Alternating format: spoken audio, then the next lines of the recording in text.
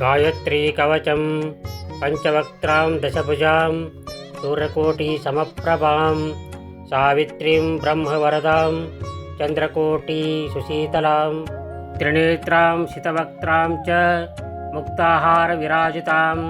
वराभयाङ्कुशकश हेमपत्राक्षमालिकां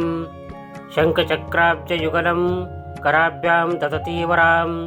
शितपङ्कजसंस्थां च हंसारूढां सुखस्मितां। ब्रह्मोवाच विश्वामित्रमहाप्राज्ञ गायत्री कवचं शृणु यस्य विज्ञानमात्रेण त्रैलोक्यं वशयेत्क्षणात्। सावित्री मे शिरः पातु शिखायामृतेश्वरी ललाटं ब्रह्मदैवत्या भ्रूमौ मे पातु वैष्णवी कर्णौ मे पातु रुद्राणी सूर्या सावित्रिकाम्बिका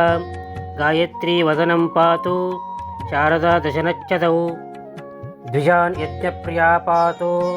रसानायां सरस्वती साङ्ख्यायनी नासिकां मे कपोलौ चन्द्रहासिनी चिबुकं वेदगर्भा च कण्ठं पात्वघनाशिनी स्थानौ पातु इन्द्राणी हृदयं ब्रह्मवादिनी उदरं विश्वभोक्त्री च नाभौ पातु सुरप्रिया जगनं नारसिंही च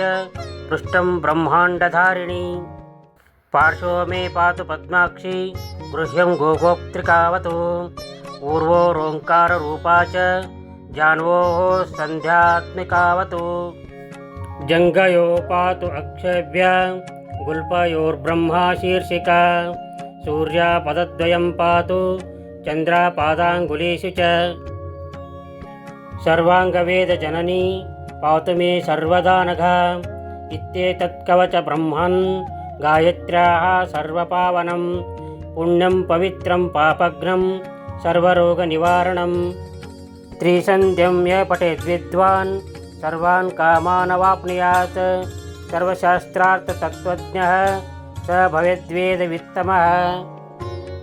सर्वयज्ञफलं प्राप्य ब्रह्मान्ते समवाप्नुयात् प्राप्नोति जपमात्रेण पुरुषार्थाश्चतुर्विधान् इति श्रीविश्वामित्रसंहितोक्तं गायत्री कवचं सम्पूर्णम्।